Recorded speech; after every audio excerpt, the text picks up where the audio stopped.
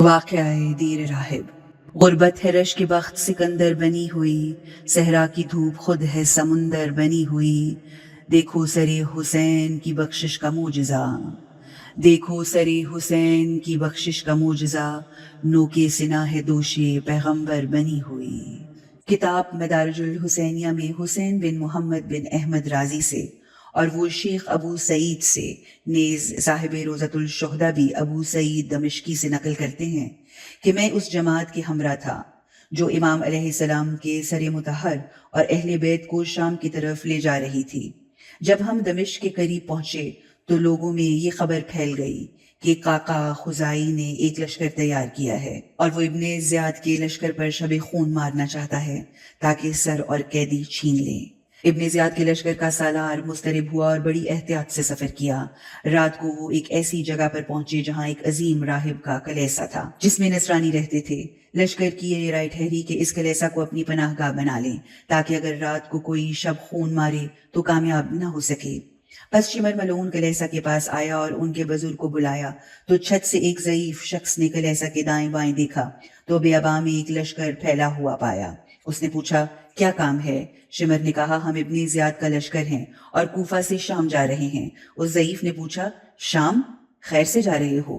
Shimmer ने कहा, Iraq में एक शख्स ने यजीद के खिलाफ बगावत की थी, हमने उससे जंग की और उसके तमाम साथी मारे गए। अब उनके सर और उनके अहले बैत को कैदी बनाकर अमीरुल मोमिनीन यजीद के पास ले जा रहे हैं। उस ज़ईफ नसरानी ने सरों की तरफ निगाह दौड़ाई तो देखा कि तमाम सर चमकते सितारों के मिसल हैं जो नीज़ा व सनान के आसमान पर तुलू हैं और तमाम सहरा को रोशन कर रखा है। नसरानी ने पूछा, इन सरों में बुजुर्ग और बड़ा कौन है? इमाम हुसैन अलैहिस्सलाम के सर की तरफ इशारा किया गया और इमाम का सर दिखाया गया। बूढ़े नसरानी ने इमाम के सर को गौर से देखा तो हालत गैर और दिगर गूं हो गई।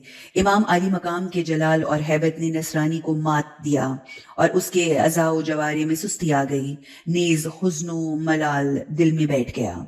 ज़ईफ नसरानी ने पूछा, मेरे कलेसा से क्या चाहते हो? शिमर ने कहा, मैंने सुना है कि इस सर के मुहिब्बों और आशिकों ने एक लश्कर जमा किया है कि वो हम पर रात को हमला करें और हमसे ये सर मुकद्दस और कैदी छीन लें। बस आज रात आपके कलेसा में पनाह चाहते हैं, कल यहाँ से चले जाएंगे। नसरानी ने कहा, तुम्हारे लश्कर की तादाद ज्यादा है और मेरे कलेसा में इस कदर गुंजाइश नहीं, लेकिन दुश्मन के हमला से बचने के लिए सरों और कैदियों को कलेसा के अंदर ले जाएं और लश्कर कलेसा के इर्द गिर्द पड़ाव रख ले। रात को आग जलाकर रोशनाई हासिल करें और बेदार रहें ताकि रात के शब खून से मामून रहें। शिमर ने कहा, यह बहुत अच्छी राय है। बस इमाम करीम के सर मुकद्दस को मजबूत संदूक में रखा गया, उसे नए ताले लगाए गए और संदूक कलेसा में रख दिया गया और कमरे को ताले लगा दिए गए और इमाम ज़ैनुल आबिदीन और दीगर कैदियों समेत कलेसा के अंदर बिठा दिया।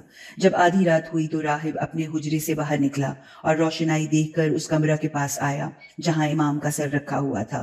वो कमरे का तवाफ करता रहा। अचानक देखा कि वो कमरा जिसमें चिराग था न शमा रोशन और मुनव्वर हो गया। गोया कमरे में लाखों शमे और चिराग रोशन हैं। राहिब ने इन अजायब को देखकर ताज्जुब किया और खुद से कहा कि ये रोशनी कहाँ से आ रही है, जबकि ना चांद है और ना हमने कमरे में चिराग और शमे रोशन की हैं। ए रब्बुल आलमीन, ये चमकता सूरज किस मुल्क से तुलू हुआ है? इत्तफाकन उस कमरा के साथ दूसरे मुल्हक का कमरा में एक रोशनदान था। राहिब दूसरे कमरे में आया और उस रोशनदान से झांक कर देखा कि रोशनी उस संदूक से निकल रही है। फिर वो आहिस्ता आहिस्ता ज्यादा होती गई और इस कदर फैल गई कि देखने से आंखें खैरा हो जाती थीं। खुलासा, उस नूर के गलबा से कमरे की छत में शगाफ हो गया और आसमान से नूरी सवारी उतरी। उस सवारी से एक नूरानी रूहानी खातून बरामद हुई जिनके गिर्द कनीजों ने हल्का बनाया हुआ था और वो आवाज दे रही थी, रास्ता दो, रास्ता दो, क्योंकि तमाम मर्दों की माँ हव्वा और सफिया आ रही हैं। उसके बाद एक और नूरानी सवारी उतरी जिसमें हूरें और एक मुअज्जमा बीबी थी। वो सवारी से बाहर आईं तो हूरों ने आवाज दी कि रास्ता दो, रास्ता दो, जनाबे इब्राहिम खलीलुल्लाह का हरम हजरत सारा आ रही हैं। फिर एक और नूरी सवारी उतरी जिससे खूबसूरत हूरें बाहर आईं और कहा कि रास्ता दो, क्योंकि जनाबे हाजरा मादरे इस्माइल आ रही हैं। پھر ایک اور نوری عماری اتری کہ جس سے سورج کی طرح چمکتی حوریں نکلیں اور آواز دی کہ راستہ دو کیونکہ جناب یوسف کی ماں راحیل آ رہی ہیں۔ پھر ایک اور نوری عماری نازل ہوئی جس سے جناب کلثوم خواہر موسیٰ برآمد ہوئیں۔ پھر ایک اور نوری عماری اتری جس سے جناب آسیہ خاتون زوجہ فرعون برآمد ہوئیں۔ پھر ایک اور نوری عماری اتری جس سے جناب مریم مادر حضرت عیسیٰ برآمد ہوئیں۔ پھر ایک اور نوری محمل اترا جو بہت عظیم تھا۔ اس محمل سے جناب خدیجۃ الکبریٰ برآمد ہوئیں۔ یہ سب نورانی مستورات اور حوریں صندوق کی طرف گئیں اور صندوق کے گرد کھڑے ہو کر گریہ زاری کیا۔ پھر صندوق کا دروازہ کھولا اور خون سے آلود سر امام کو باہر نکالا، ایک کے بعد دوسری کے ہاتھوں میں دیا۔ تمام مخدرات عصمت نے اس سر اقدس کی زیارت کی اور بوسے دیے اور صلوات پڑھی۔ نصرانی راہب کہتا ہے کہ اچانک گریہ و زاری کی صدا اس قدر بلند ہوئی، یوں محسوس ہوا کہ جیسے وہ کمرہ گر گیا ہے جس میں وہ سر مقدس تھا۔ ایک نوری عماری کمال روشنی میں چشمہ خورشید کی طرح اتری جس سے ایسی حوریں برآمد ہوئیں جن کے گریبان چاک، لباس میلے اور حریر پھٹے ہوئے تھے۔ وہ پریشان حال بال کھولے حسین حسین کا نوحہ پڑھتے ہوئے اس صندوق کے قریب گئیں اور بین کر رہی تھیں کہ اچانک راہب کو جھڑک کر کہا، اے نصرانی راہب، آنکھیں بند کرو اور اب ادھر مت دیکھنا، کیونکہ جناب فاطمہ زہرا سیدۃ النساء العالمین آسمان سے اترنے والی ہیں۔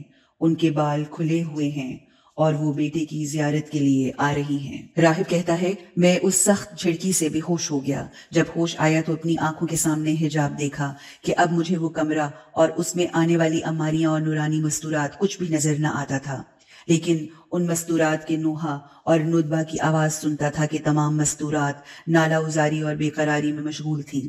لیکن اس قدر زار و قطار رونے اور گریہ زاری کے باوجود ایک مستور کی آواز میرے کانوں میں آ رہی تھی۔ وہ ایسے بین کر رہی تھی جیسے کوئی ماں اپنے جوان بیٹے کی موت پر بین کرتی ہے۔ وہ رو رو کر زیارت نامہ پڑھ رہی تھی۔ اے ماں کے مظلوم شہید اور غریب بیٹے حسین، اے میری آنکھوں کی ٹھنڈک حسین، تمہیں پیاسا شہید کر دیا گیا۔ گھبراؤ نہیں، میں تمہارا انتقام تمہارے دشمنوں سے لوں گی۔ راہب بی بی کے ان دکھی بینوں کو سن کر بھی ہوش ہو گیا، اور جب ہوش میں آیا تو نوری عماریوں اور محملوں میں سے کچھ بھی نہ تھا اور نہ کوئی رونے والا تھا۔ وہ اٹھا اور کمرے سے باہر آیا اور سر مقدس والے کمرے کے تالوں کو توڑا اور اندر گیا تو صندوق کا دروازہ کھلا ہوا دیکھا اور اس سر سے نور ساطع اور لامع تھا۔ راہب پر اس کا بڑا اثر ہوا، چنانچہ روتے اور گریہ زاری کرتے ہوئے صندوق کے پاس زمین پر گر پڑا، پھر اٹھا اور سر مقدس کو صندوق سے نکالا اور خون آلود، خاک آلود سرک کو مشک و عنبر اور عرق گلاب سے دھو کر نفیس و ظریف سجادہ زمین پر بچھایا اور اس پر رکھا۔ کافوری شمع ارد گرد روشن کی اور حیرت سے اس نورانی سر کو دیکھا۔ وہ زارو قطار روتا، آنسو بہاتا اور دل جلی آہیں بھرتا تھا۔ پھر زانوئے ادب طے کر کے بیٹھ گیا اور رو کر سر کی طرف دیکھا اور کہا، اے کائنات کے سرور کے سر اور اے آدم کی اولاد سے بہتر سر، مجھے یقین ہو گیا ہے کہ آپ اس جماعت سے ہیں جس کی صفات میں نے تورات اور انجیل میں پڑھی ہیں۔ آپ کو ہستی خدا کی حقانیت کی قسم، جس نے آپ کو یہ مقام و منزلت عطا فرمائی کہ تمام محترمات کائنات خواتین عظام آپ کی زیارت کو آئیں اور آپ پر گریہ و زاری کرتی رہی۔ مجھے بتائیے آپ کون ہیں؟ فوری طور پر ذوالجلال کے حکم سے وہ سر مطہر بولا اور فرمایا، میں زمانے کا ستم رسیدہ ہوں، کوفیوں کی تلوار کا شہید ہوں اور شامیوں نے مجھے خون میں غلطاں کیا ہے۔ میں اپنے شہر سے اور اپنے خاندان سے دور پیغمبر اسلام کا فرزند ہوں۔ راہب نے عرض کیا، اے مظلوم، میں آپ کے قربان ہو جاؤں، ذرا واضح فرمائیے۔ امام نے فرمایا، اے راہب، میرے حسب و نسب کا پوچھتا ہے یا میری پیاس کے متعلق پوچھتا ہے؟ اگر نسب پوچھتا ہے تو میں پیغمبر اکرم کا فرزند اور والی مدینہ کی بیٹی کا بیٹا ہوں۔ اور پھر امام نے اپنے اوپر ہونے والے تمام مصائب سنائے کہ وہ راہب صبح تک آہو نالا میں مشغول رہا، کبھی روتا، کبھی ماتم کرتا اور کبھی نوحہ کرتا، اور کبھی افسوس سے ہاتھوں کو رگڑتا تھا۔ صبح کو یہ راہب اپنے کمرے سے نکلا اور وہاں موجود تمام نصرانیوں کو جمع کیا اور ان کو تمام واقعات سے مطلع کیا۔ خود بھی روتا رہا اور سب نصرانیوں کو بھی رلاتا رہا۔ وہ اس قدر روئے کہ فرط غم میں گریبان چاک کر لیے اور سر میں خاک ملا لی۔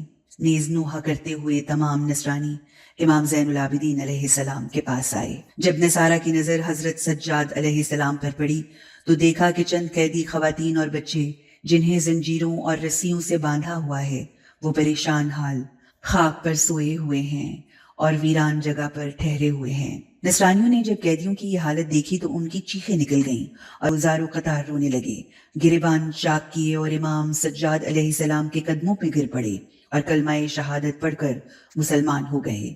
پھر راہب نے وہ واقعات بیان کیے جو رات کو اس نے دیکھے تھے اور عرض کی کہ میں قربان جاؤں، ہمیں اجازت دیں تاکہ ہم کلیسا سے باہر جا کر لشکر ابن زیاد پر شب خون لگائیں۔ ان کے ظلموں کی وجہ سے ہمارے دلوں میں غصے کو ہم خالی کر سکیں۔ اگر ہم قتل ہو گئے تو آپ کا ندبہ ہوگا۔ امام سجاد علیہ السلام نے ان کے حق میں دعا کی اور فرمایا تمہارا اسلام لانا قبول ہے اور لشکر ابن زیاد کو اپنے حال پر چھوڑ دو۔ بہت جلدی ان کو اپنے کیے کی شدید سزا ملے گی اور ہم اللہ کی قضاء و قدر پر راضی ہیں۔